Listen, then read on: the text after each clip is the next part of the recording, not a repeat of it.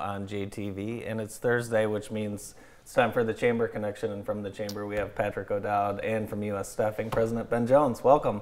How are you? Good. How are you? Doing well. Doing well. I see Patrick cut his mustache off. I was thinking about that last night, and I couldn't take it another week. You were hoping I shaved it off. I was hoping. My wife is at home crying right now.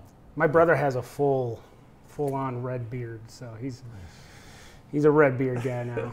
I figure with this stay at home, it's time to play around a little bit with your hairstyles, with your facial hair, and everything you've ever wanted to do before. You can do it now with no risk, really. Well, yeah, that's true. Sort of. And only domestic risks. Unless you come onto a TV show. Yeah, I mean, depending on what your wife thinks of your new look, but yeah, that's right. She messes up. So, Ben, what a crisis we're going through, and it's just got to be such a changing, with your industry, just change. Talk a little bit about where you guys were at, kind of right before this, as far as working with businesses. Yeah. So, before this, we were actually on pace to have a record year. So we were doing really good. Everyone was super excited about it, and then this crisis hit, and we've had to make some pretty drastic changes in a very short amount of time. So, so it's been different. So going from a model of, placing people at our customers with direct hire as well as temp labor solutions, and still trying to provide those same services in abbreviated ways. Do you want me to ask another question, Pat? Yeah, I thought you had a tricky question. No, I was just going to ask you, there's so many different, you think of staffing agency, what exactly, what are all the things that you guys actually do? Yeah, so for us at U.S. Staffing, it starts with our mission, which is helping develop communities by building relationships and connecting people. And we do that by providing labor solutions to our customers and matching those opportunities with the job seekers that are in our community. And like I said, that really comes in two ways. One's a direct hire model, and one's a temp to hire model.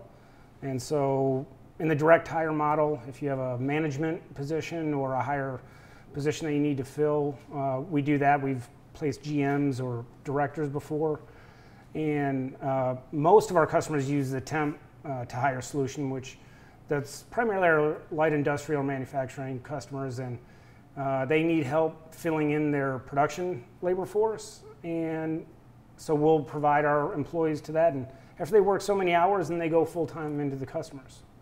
I got to believe that going forward, your services are going to be in high demand. Yeah. Everybody's had to make tough decisions, like you said, with their staffing. Everybody's looking at different models.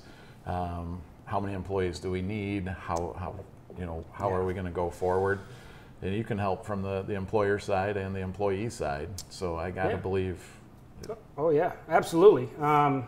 We still have many customers. I mean, we're fortunate where many of our customers are deemed essential. So through this process, they've reached out to us and said, you're an essential part of our process. So going forward, we definitely look to be partnering with the community, with the small business community, as well as those that find themselves in the unemployment line, to helping put Jackson County back to work.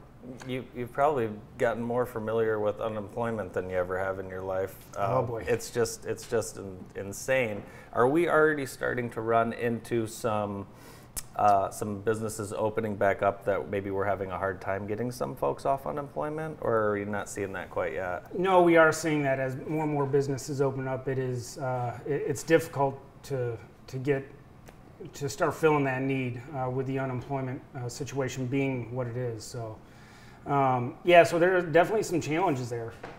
But on both ends of it, getting people back to work as well as providing the labor for the customers that we do have.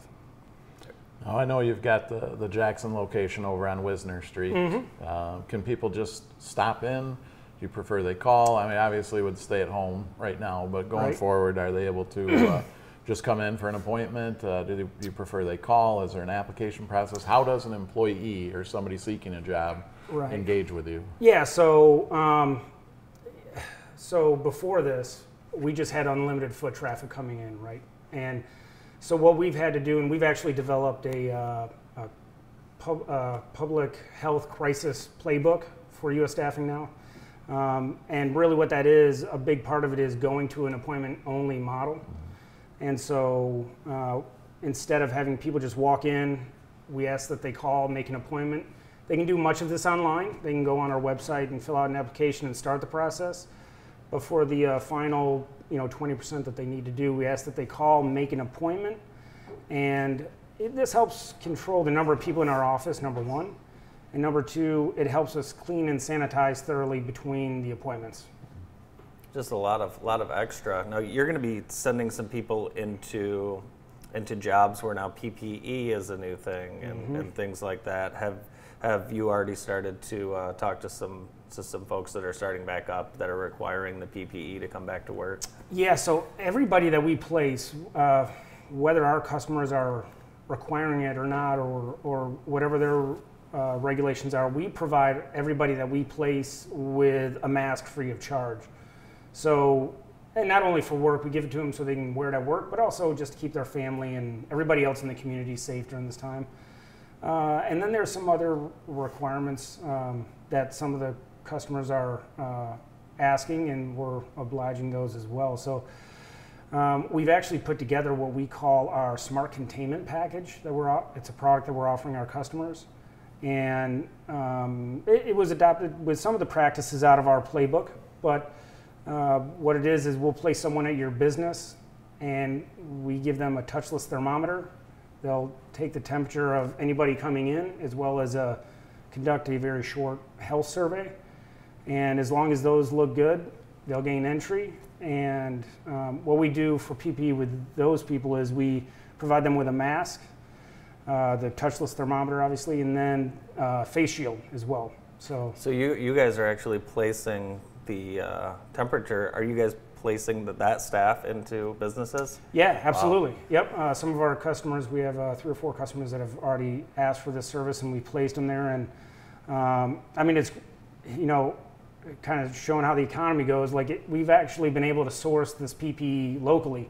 So some of friends and people that we know that were unemployed have started making masks. So they're making all of our masks for us, and we're sourcing our face shields from Technique Medical. So that's what we love to hear at the Chamber. We certainly encourage everybody to get their PPE locally if you can. That's and right. To support the community. And I know the connections you've made through the Chamber have been beneficial for your company. And tell us a little bit about that, your decision to join the Chamber and how active you've been.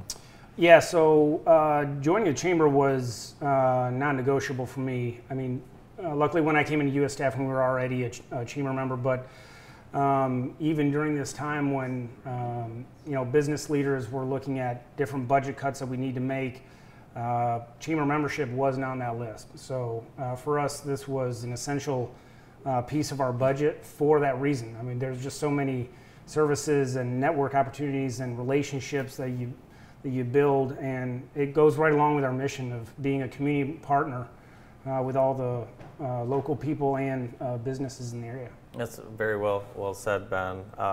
So you've kind of got your finger on the pulse of a lot of businesses, not just in Jackson, around the state. Just give me your thoughts on kind of what you think's kind of happening, where you maybe see things picking up in the next few months.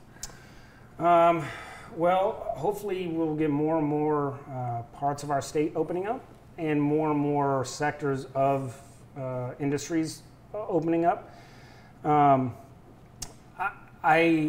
We are already having a lot of our manufacturing customers saying they are going back to work, and they are asking for our services in the next couple weeks. Well, have you had any industries that you're helping that are still closed? We have several customers that are still closed. Sure. Yes, and we remain in contact with them. And anything that we can do in the meantime for them, we absolutely we provide that service or help them with whatever they need.